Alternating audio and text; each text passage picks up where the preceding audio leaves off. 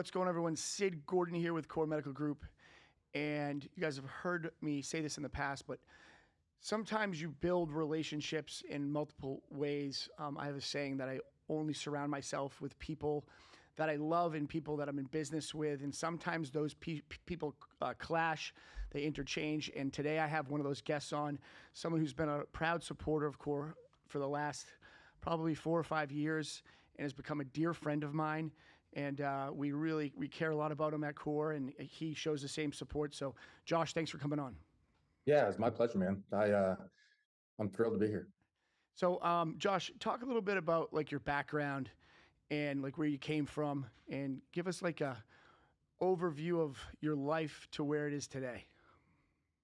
Well, started out, I was born in Arizona, out on the west side of the U.S., and moved all around, not for military purposes, but just because my parents couldn't settle down. Then settled down in Nashville for a while, did some modeling as a kid, grew up a little bit more, moved to Ohio, and it's my Mayberry. This is where we grew roots and planted our feet. Um, Went to school, played school sports, varsity sports, all the way up to my junior year, where I got a couple pretty bad concussions. They told me can't play sports anymore.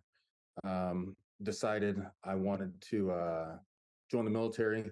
So told the military I didn't have any concussions, so I could get in because that's a instant nix. Then did 5 years in the Marine Corps. I was a dog handler. Got out honorably, and after I got out, I was a little confused with what I wanted to do. Um, Went to college, jumped around majors a little bit. Finally, found my passion back in law enforcement, and here I am today. So, your time in the military was it a 4 year career, or did you stay in for quite some time? I did 5 years. So I was a military police officer by trade. Um, right out of the schoolhouse, I was put on a board and hand selected to go straight into the K-9 program, um, which quickly ended because they sent people off to their unit, and then they had to get picked by the units after I went through. So the first full year for me was training. Then I did 4 more years in the fleet. So I had Alpha from OUR on here not too long ago, and we were talking about the amazing ability of these dogs, and he was explaining, just like you saw at the event with OUR and the Core Foundation, how how amazing these dogs are, and like how they're trained. It's just it's amazing. The dog that you were training with, what was its purpose? The first 3 years I was on a dog was explosives and aggression work. So um, they called it Patrol Explosive Detection Dog, PEDD, a PED. And it's actually him right back here. His name was Johnny. We searched for explosives, um, protection around the area. We could also track down in open places for humans as well. So it's like super diversified dog, a hybrid shepherd or Yeah, yeah. yeah. Jack of all trades. Yeah. So, Josh, it's interesting, and I was talking to the boys at Core. They were excited to have you on today. And not for me, but for the audience out there, like a lot of guys relate to you. They were in the military. They went through a lot of different things growing up. They didn't know their place. They ended up in as a first responder. And there's a lot of those people right now that are like really proud, too proud, and have no humility to just take the time to come aboard and like get their blood work done and understand what Core does. Did you ever feel that way? And what would you say to the people that do? Like, can you relate to that at all? I'm going to go back to actually, I think you have one of the books up on the shelves behind you. Um, Several years ago, Nick Kay, I seen him on, I think it was Instagram, talking about his book, Excommunicated Warrior. Heard about him while I was in, read his book, and it really struck a chord about vulnerability. Once I read that book, I realized I was struggling with a lot of internal stuff. And one of them was being vulnerable and expressing, the mental side of what I was struggling with, getting help and getting things right. I knew stuff was not right, was a little messed up. So fast forward a little bit, I was working at the jail, the county jail up here as a corrections officer, and was with some of my guys, the COs, and we were just kind of talking, and I expressed something very personal that I was struggling with. And at 26 years old, you typically don't deal with ED problems. Mm-hmm. And one of my buddies said, dude, go get your testosterone levels checked. And like the typical young guy, I looked at him, I said, dude, I'm a strong bull. I don't need testosterone. I don't need help. I'm good. And I went home and I happened to see Nick's book, again, sitting there. And I was like, okay, maybe He just won't go maybe, away, that guy. yeah, it just, I need to be a little bit more vulnerable. So I went back the next day, we talked and I confided in him. I was like, okay, what's this TRT you're talking about? Now, mind you, when I first started out, I wasn't with Core. I went to another company that he recommended. I was like, cool, awesome. But I quickly felt like it was almost like a stick and prick kind of go in, get stuck. If I had any questions, we'll address them. Just write them down or send us an email, yada yada yada. Which we'll probably talk about that later. I've never experienced that at Core. It's you got a question, let's get you an answer within the hour. Let's get you an answer now. I got you. But fast forward back to going getting help that I needed. The first shot I ever took, my levels now were very low. They came in at my first one was 118, and they thought I was trying to do something. They were like, that's super low for a 26-year-old. Did you eat? Did you fast? Well, Well, did you gain? what they were probably thinking is you're trying to beat the system, which we have before. Like what guys will do, and we can tell if they do it. Yeah. Is they'll take a shot of test, wait 10 days, go in and get their blood work done, and they're suppressed. Yes. Yeah. And so they said, come back in tomorrow. And they tested me again. I was at 115. And they're like, okay, well, we'll give you a shot. So I will never forget it. I took the shot, walked out of the office. That next morning, I felt different, but I thought it was a placebo effect. I thought, that's, chemicals and all this, that's whatever. 48 hours later, it was like this aha umph moment. And I realized seeking the help and being vulnerable Yep. really helps. And that's what, was difficult, especially like you were saying, first responder field is one of those, we're alphas. I mean, in order to be military first responders, we're all alphas, whether you're male, female, you have to have that mentality to be better. And admitting that you might have a problem is the most hard thing I've probably done. Yeah, I mean, so it's interesting. We have had interesting cases of patients that have come through the door, and a dear friend of mine is one of them, and his test was like the lowest I've ever seen. I think it was like 32. Ooh. Yeah, it was really really low, and we retested him to make sure the lab didn't make a mistake because he didn't show signs of being hypogonadic physically, and typically when you're that low, you've got visceral fat, you're sluggish, and so on and so forth. But he went through the ringer um, years before, and he was just really muscling through it, And within like 2 weeks, it takes some time for most patients. Just so you guys know, there are cases that it's going to happen when you take your first or second shot, you start feeling a major difference, just like Josh. It's typically between week 4 and 5 that you're going to start to see the magic happen. It takes time for the proteins to bind. It takes time for your body to absorb. And, that's really the threshold, that 4 to 5 week period of time. Some patients, they'll take up to 10 weeks, right? And then they'll call us and say, it's not working. And then I'll just say this, all right, we'll just stop then. And I'll say the doctor recommends that you stop. And then within 2 weeks, they're calling me back, all right, it was working. I just wasn't paying close enough attention, Yeah. But, Josh, like that humility is something like I didn't have, and that like ability to ask other men and women for help about things you don't know. Like so, for instance, um, in business, in my personal life, in with sports or activities that I do, or we all know that I'm a big hunter. When I see somebody that I feel like can bring more value to my life right now, the biggest thing I ever learned was, hey man, how did you do that? Can you show me how you did that? Hey man, I'm having this problem at home.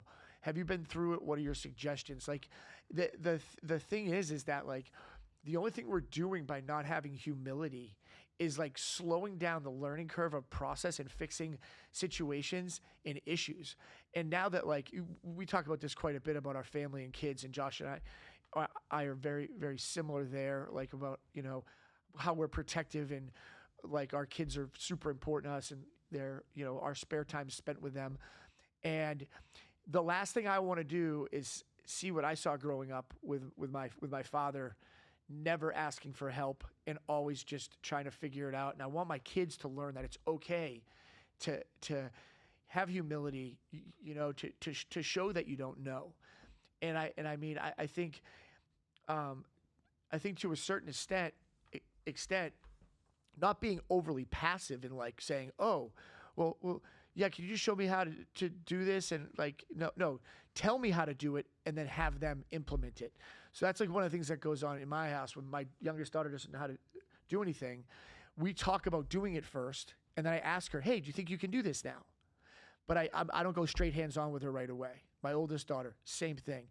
And for where I came from, where you came from, I mean, I don't have a military background, but um, the people I hung around with, it was just not an option for me to say, "Hey, man, I feel kind of bad about the fact we beat these guys up 2 weeks ago." You know what I mean? Like they're like, "Dude, get out of here!" Like, you know what I'm saying? Like, so, Yeah. Yeah. and the other thing too is like that the amount of stress that I get to, I'm like blessed because from core medical, I've been welcomed into the world of like MMA, brought in the world of Hollywood, the NFL, and I understand the military, and I understand way more than a civilian because I've been taught how the NFL's really a business, right? And like how scary Hollywood can be and the military. But the one thing I got from the military is no matter if you were mopping floors or operating at the highest level, from what I understand, what I feel is one of the hardest parts of the military is transitioning out of it because it's the fear of the unknown. And I feel like there should be like some type of mentorship there. I went through a program. The best way I can describe it is, you go through high school and you learn all these, things that you need to get your high school diploma, but they don't teach you really about taxes. They don't teach you, how to make, a mortgage payment, go put in for a loan, all these things that once you're an adult, you're kind of left out on your own. Same thing with the military. When I got out, there was a program, I think the name was like Steps and Taps, but they taught you, hey, here's how to write a resume. Hey, here's jobs that you can go into. Well, when I first joined back in 2009, I heard a lot of guys talking about, go into a career field that can transfer over. And when you get out, you can um, go right in. So I was like, well, military police, I'll be a police officer when I get out. I got out, and fast forward 5 years, police departments were saying, well, you got to do a full police academy. We can't really accept any credentials Do you from realize what I prior. just did, sir? Do you realize what I've just been through? But there was a big shock. I was like, hold on, I thought I had this everything mapped out. Now I don't. What am I supposed to do? And there was no real what's next. You go back home, and they set you up as best they think they can. But when you're back home, it's just you. And most of the time, you've lost connections with the friends and the networking. I hear you talk about this all the time. The network that you've created. Yes, that's great for the military. But if you move back home or wherever you move, that network is so much further away. Yep. The I mean, I talk about it with Nick too, and Cody Alfred, one of my favorites. We just traveled for 2 weeks together from Washington to California, and I hope you don't mind, Cody. He's got such amazing things going on, right? And he's a mentor to so many people, even people that aren't in his coaching program. He doesn't even realize how aggressive, like how amazingly he's mentoring them, right? So he's like, Sid, I really want to find like that one thing. And I'm like, man, he just got out of the military. And I tell everyone the same thing. It's like a doctor going to college for years and years to become a doctor. And now they get out and they want to be a businessman and a doctor at the same time. They're very, very difficult to work with on a business level because they just don't understand it. At the same time, I have an expression I tell people when they come in for interviews and they're scared because they didn't go to college. I say, hey, listen, I would rather hire a bag boy at a grocery store that's been there for 4 years than a kid who just graduated high school. That is just my opinion. They're interacting with people during the day. They're understanding how to be polite, how to, help people to their car, seeing different walks of life.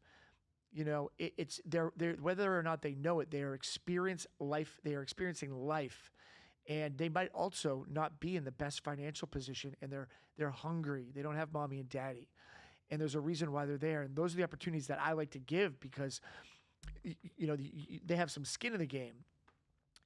With Cody too, like we were chatting, and he's like, I really just want to find this amazing niche. And I'm like, Cody, you've done so much. You've accomplished more than I ever would have, like in that period of time. But it just takes so much time. Core's been around for 14 years, and not until 5 years ago, did it like explode, right? Like crazy explode. And my business mentor would always say to me, Sid, I don't care what you do it the best you can for as long as possible, as long as you can feed your family, and eventually it'll break and you'll be just fine. And he was 100% right. At year 9, it broke, and we were just been amazing. And the thing is he says to me, you can sell pizza boxes, fine. But think about this analogy. You start selling pizza boxes.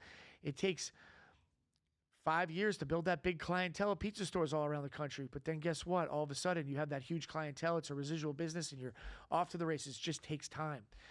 So that program that you're talking about, was that designed by the military to kind of help you kind of transition, or? It was like I believe it was a mandatory class everybody had to go through. So it was very cookie cutter, which you got guys from all walks of life in the military going To the same from course.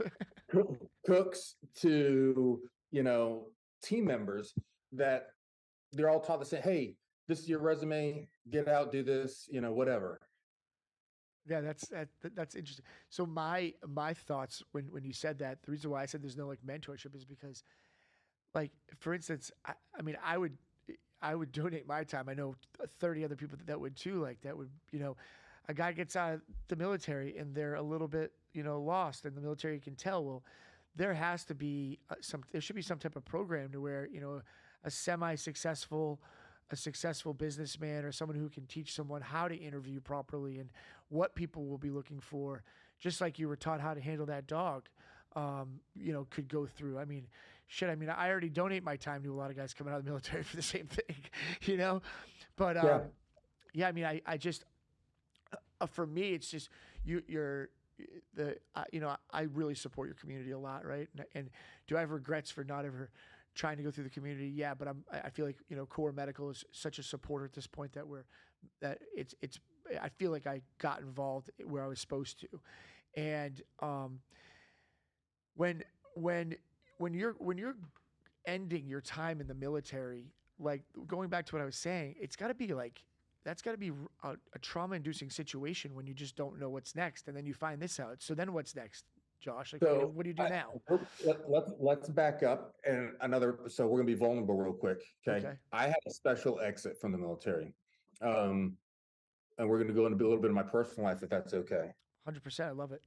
So in the military, I struggled with alcoholism, did afterwards too, but I got a DUI while I was in. So I actually got separated honorably and everything, but a little bit faster than most people. So expedite that process. I really didn't know what I was going to do other than move back home. And my parents were gracious enough to say, you can live with us, till you get back on your feet and everything. Awesome. So I got out thinking, like I said before, oh, I got this military police background. I'll go apply to a few departments and I'll get picked up. Well, 2014, 2015, nobody was really hiring. On top of nobody really hiring, I didn't have the Ohio OPATA standards for my resume. So they were like, we can't hire you based off your military experience. Well, what do you mean? That's why I went and did what I did.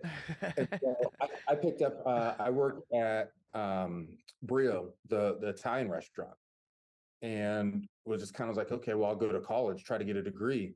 And let me tell you what, going from the military to sitting in a classroom is the most Bizarre. weird and disappointing feeling because Oh, you just see like, yeah, I see what you're saying. like I want to go do something, okay, and then you're just stuck listening to a professor talk. You're like, I need to be doing something. Like the military, even with the courses that you go through, you listen to the instructor and you're able to execute whatever they say. Not in college. Like you're just sitting there, ready for a test. And Yeah.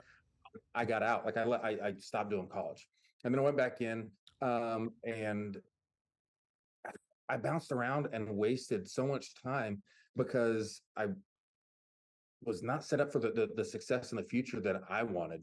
Um, and I guess part of that's on me because I didn't settle down and know what I wanted to do. But at the same time,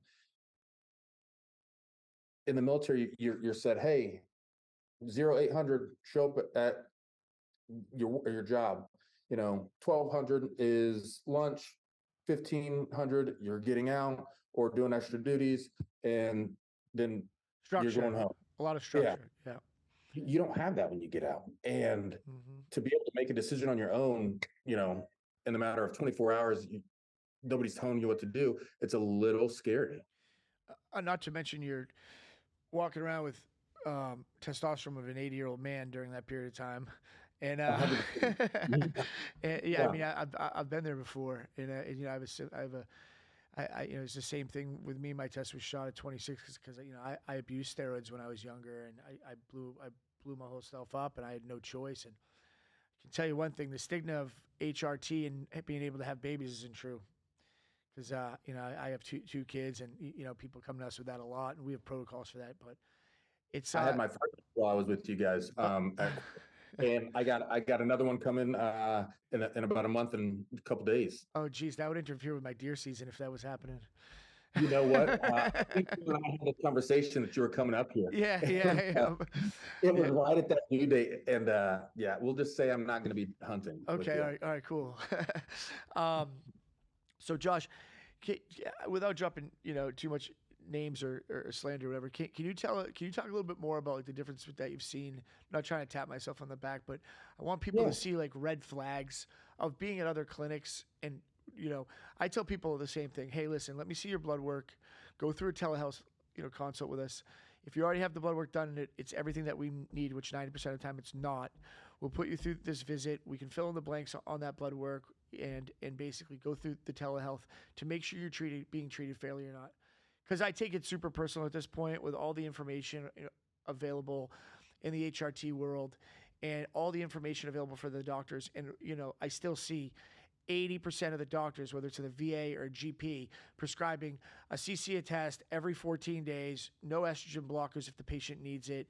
If the patient's 26 years old, they're not getting HCG, so they're suppressed completely. Half the time, they don't even need testosterone. They're just binded up, and their total testosterone's high. Their free is low, and their sex hormone binding globules are clogged, which allows those two to work together. And the doctor's just like, oh, here, just take the shot. And that doesn't really even do anything because they become estrogen dominant or they just keep staying completely clogged and not being able to convert. So, yeah. So without mentioning any names, when my buddy said, "Hey, go to this clinic," I went there. The blood work that they did was I'm pretty sure like, well, I can say compared to you guys, it was nothing. I mean, they might have done free test, estrogen levels, and a couple other things, but I never really saw the blood, the panels. I uh-huh. just went off what they said. Cool, okay. Um, I would walk in, check in on this little iPad, wait 5 minutes. Nurse would take him back to the room. 1 cc, like you said. Funny you say that because you know the exact protocol that they do. 1 cc every 2 weeks, and we'll see you next week. That was it. And at first, like I knew nothing walking into this other than my little research that I did. Um, I knew nothing. I mean, you don't know what you don't know Yep. until somebody educates you, and you can only find so much. And again, I feel like within this past year to year and a half is really when TRT was accepted and started to become Yeah, it's had a talked stigma about. for years. It's had a stigma Yeah, for years. I mean, normalized. especially up north, right? So I'll just jump in super quick. Like, 14 years ago, it would take me 2 hours, 3 hours to educate and onboard a patient in Florida, right? Because it was starting to become aware. Now it's like, hey, I just want it here, Arizona, California, Colorado. It's very accepted. But Yeah, over the last 2 years, the majority of the country now has gotten on board with it because it's real medicine, right? And now it's just a wildfire. So exactly, you're 100% correct. yeah. And so I got on protocol and I was like, okay, cool. Well, I had gone to the VA for, some things before, and that was kind of back when the VA in some places was good, going through its ups and downs, whatever. Everybody has a different experience. So I was like, you know what, I'm going to go to the VA, try to get some help with something I can trust, or so I thought. I walked in with my blood work in hand, said, hey, I've gone to this clinic for so long. Here's my blood work. My levels are low. What can we do? And I quote, the doctor looked at me, put my folder down without opening it, and said, you're just using it to get big. I'm not going to be able to help you. God. I was floored. I was like, dude, are you kidding me right now? I thought he was joking at first. And he goes, How yeah. can you get big on 1 cc every 2 weeks? Well, and that's what I didn't know. And I slowly started to learn more. And I was like, I, so I walked out and I was like, I'm done. And so I was with that other clinic for probably about a year. And I started to get that feeling of just that stick and prick, like I described. You walk in, the nurse takes you back to the room, pokes you, have a nice day, see you in 2 weeks. Then that was a time I think Nick and Cody were starting to become more ambassadors for you, and speaking out about it, which I'd already read Nick's book, so why not listen to more of his advice? Mhm. And when he mentioned you guys, I looked into it and it was different. And then the way he talked about it, and from day one, he was talking about blood work, blood work, blood work, Yep. and then next post, more blood work. I'm like, Exactly right. oh, might be something more to just getting stuck with, you know, tests. Hmm. And so I think I messaged Nick on Instagram and he replied. It was through one of his stories or something like that. And he replied to me and said, "Yeah, let me get you set up. I'll have somebody call you." And ironically, it was Mel that called me. Mel, And Shanty? yeah. Oh yeah. And I was floored. I was like, why, hold on, is this fake? What's going on? He walked me through stuff and I was like, let's do it. The way, the passion that he had, and talking about wanting to help, not just like any questions I had, let me explain further than what you're asking, because I'm familiar with those questions and I want to educate you so you feel comfortable. So what did you see the brand video with me, Mel, and Nick in it? Is that what put like set you off? It was a video where the three of us spoke about micro trauma, major trauma. Mel talked about a lot of hormone imbalance, and I talked about core medical while we started with the veterans and stuff. Did you ever see that video? I don't think so. I Okay. think I wish I should have looked it up before we started. No, The it's all that right. I saw with Nick, but I mean, it was I was floored because obviously I knew kind of who Mel Mel was, was, yeah. and now I'm talking to him and I'm like, oh yeah, okay, sir, yeah, sounds good, you Not too know. long ago, we were both on the other side of the street from each other, pal. Yeah. So it was awesome. He's like, I'm gonna set you up with a coordinator, and we're gonna get your labs done. And I was like, well, I got some. And same thing you said a little bit ago is, well, I don't know that you have what we require. And I'm like, I mean, I've gotten labs drawn before, and you're like, he said, no, it's extensive. I think it's 21 panel, 20, 26 on a male, 28 on a female. yeah. And I was like, oh yeah, I've never done anything that extensive. The reason why Got we're in depth so much now more than ever is that the caliber of our medical team is just fantastic. We've brought certain people on to support the military community that have been in the military. We have like super high end PAs, NPs, and doctors, and there's so much there's so much going on in the human body these days with cancer, prostate cancer increasing and things like that. I mean, we've caught 4 brain tumors in the last 2 years through our blood work, like insane stuff. Prostate cancer in over 45 people under the age of 35 in the last 5 years. So like we're super. If there's some, if there's, if if there's if there's something wrong with you, there's a really really good chance our blood work's going to show it. Yeah. And so after I got my blood work done, my coordinator, Brandon, contacted me. He's like, hey, this is the protocol. After talking to the doctor, let's get on board. And I said, cool. And ever since I haven't looked back, because from day one, it was a family atmosphere. And that's what drew me to core even more and faster, is because I had already been getting treatment. It wasn't quite the caliber that I wanted, but that was all I knew. So, okay. And the comfort level that I felt with core instantly, with talking to Nick via social media, Mel on the phone, then Brandon on the phone, doctor instantly called me. Everybody was always asking, do you have any more questions? What can I answer for you? Well, that's amazing to hear. I mean, it's always good, for me because I get stuck in this tunnel vision with the business side of things, a lot of relationship building, and then I try to stay in contact with a good group of guys that have been so supportive through the years, like yourself. But like just to hear that my staff is as supportive as they possibly can be, I get to hear that quite a bit, and I'm happy to hear it today too. I mean, the thing is that the people that we're working with, whether it's a Fortune 500 company owner, right, a normal walk of life, guys in the military, the agencies, all that type of stuff. If we are not as good as we are, they are not sticking around. Like it's Yeah. just a bottom line because they know what they deserve. And my staff, and I drive that home to my staff, like you will lose these guys, even if the product shows up on time and the medication's great. If you're not forming a relationship and making sure that they have everything that they need consistently, they will go somewhere else. And I that's can really what speak we for thrive like on. myself in that first responder and military community. We have that alpha mentality. We expect higher and better from everything and anything that we do. And like you said, the medication could be on point, whatever. But if you don't have that connection, like my expectations from my coordinator Brandon are always met. He always answers the questions I need. If not, hey, I'll contact the doctor, get back to you ASAP. And it's always there. There's never a what if. So we got about 10 minutes left or so, but I wanted to talk a little bit. I'm gonna actually pull this clip. So Okay. Josh has been involved with my military appreciation weekends, and you were at the first one, right? I was No, not no, at the no, no. first You didn't make the first I one. missed The the second first one. one. That's right. Yeah, we just spoke Yeah. about that. The first one was decent. The second one got better, and this year's going to be amazing.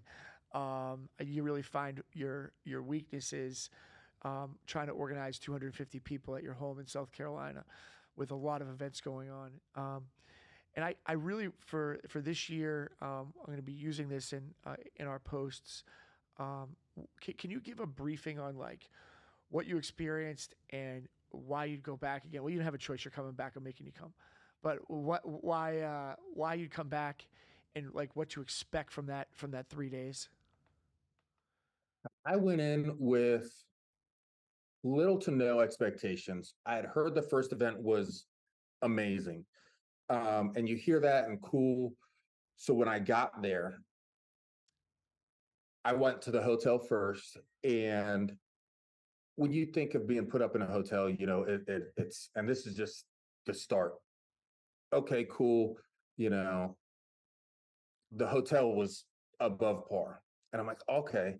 Well, they had an awesome little lounge area at the base or at the first level, and you see people trickle in, and they're like you, and you start to connect and develop these friendships and bonds. And I mean, it's almost instant because you realize they're going through the same thing you are. Um, they've been there, done that, whether they're military, civilian, you all share a common bond, and you're on HRT, which is a very vulnerable thing for a man or woman to um, be on. And so we fast forward to getting to your house and going to the first events, instantly met with open arms from your staff, the personnel that was there. Everything was friendly, accepting. I mean, there's words that don't even come to my head because I felt at home. Um, then the caliber of events that were going on, I think my first one was the pistol shooting. I did the first aid class, and what else did I do? Um, there was one other one, but everyone had an instructor with it that, I think you did the demo with Nemo Arms, didn't you? yes. Yeah. Yeah. But That, each one, like you would pay hundreds, if not thousands of dollars to get the training experience that you got to experience during this weekend, and it was fun. There was like no cadre yelling at you kind of style. It was, we were all there having fun and enjoying each other, learning from each other. Just a crazy, great experience. we had Colton and Mike doing a handgun course for beginners. This year, we're going to do a little bit differently. We're going to have three instructors, three different levels. Then Nemo Arms came in with 300 Win Mag AR, the only AR platform in a 300 Win, was suppressed. We got to shoot the hell out of that. And we did some coyote hunting each night. We had Yeah. a leech blunt trauma course. We had jujitsu. We had a hand-to-hand combat course. And I gotta say something, man. I said on my podcast with Alpha the other day, um, that medical course. My wife was a nurse then. Her friend was a nurse there. We have all my staff. Now she's in PA school, and she was in PA school when the event was going on. And she came to me and she said, and so did her friend, I learned more in that 4 hours of saving someone's life than I've ever learned in any classroom. That was an amazing course from what I Yeah. see. I was at the archery course with the guys. We have a 3D shoot, which was unbelievable. And then we just had some great speakers. Everyone got to hang around, and we had a good raffle, and just kind of eased into that Sunday. And we had a special guest this year. John Bernthal came in, my brother-in-law, the Punisher, the Wolf of Wall Street. Who's I don't know if you got to meet John before you left. I didn't get to. No, Yeah, he we had to was beat out some weather. he got in super late, but he hung up for like the all day Sunday. It was just a blast. And this year we're going to be doing things differently. I'm going to be a little more organized and structured, and um, it's open to just about anyone. And it's the reason why we do it is the Core Foundation gets sponsorships from all of our existing patients. We use that money to make it very affordable. 2 days for $198 last year, It was everything crazy included. affordable. Well, let me just say, even just for that price, let's just focus on the food that we got, the quality of food, because I'm a fat kid at heart. For $190, I don't know if I could have eaten at restaurants the quality of food that you provided for us. And the experience on top of that, the people that you had talking, the caliber of um, just special guest was something that you rarely get to see And not spend in places. $4,000. Yeah, but even in different places, going to different events, Oh let yeah, alone yeah. That's a great one point. Thank one you for that. place. Yeah, like you could go to one event, see Jason Redmond, which would be an experience in itself. Go to another event and see maybe Cody and Nick, because they're both Raiders, at another place. Cool. And then see OUR because you got to go to the gala that you're going to. All those different events, but do all that in one place. The amount of knowledge, experience, and life learning events that took place there was just insane. Well, I appreciate that, man. And again, like there's a lot of people, and we urge this to get involved with Core. There's a lot of awareness. I know Josh has broken down the barrier. I mean, he tells his friends about how effective hormones are, and The beautiful part about Core right now is that we're at an educational process. I explain this a lot when I speak.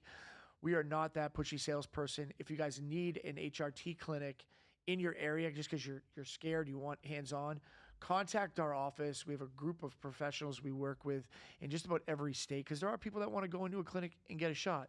It doesn't last long, but some people just want that hands-on. There are, just like anything else, places to go that will give you amazing service. And we're educators now. We're so blessed with the amount of business and people like Josh that are so involved with the company. And we urge you to get involved. And I hope I get to see everyone at this event next year that wants to come. And One last thing about the event, I want to emphasize it, like you said, but it's not just for military. That was a misconception that I had, and some of the people I talked to. Oh, I don't want to go because I'm not military. it's not. It's for everybody. Yeah, the reason why we call it Military Appreciation Weekend is, in sponsorship of OUR, and my best friend John Morris, with his son that has cancer that we've been supporting for years, who's an amazing guy,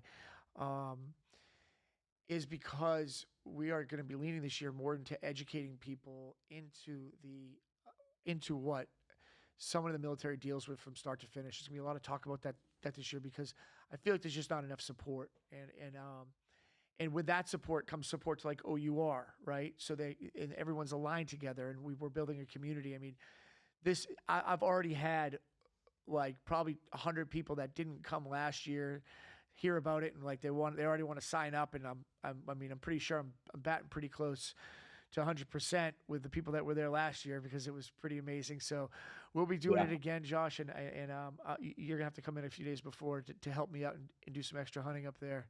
But it's a tough task to ask for, but I can make time awesome. for that. I really appreciate you, man, and you're my prayers for the baby. If you guys need anything, please let us know here at Core. And Josh, once again, thank you for taking the time out of your day. And guys, thanks for watching, and thank you for your support.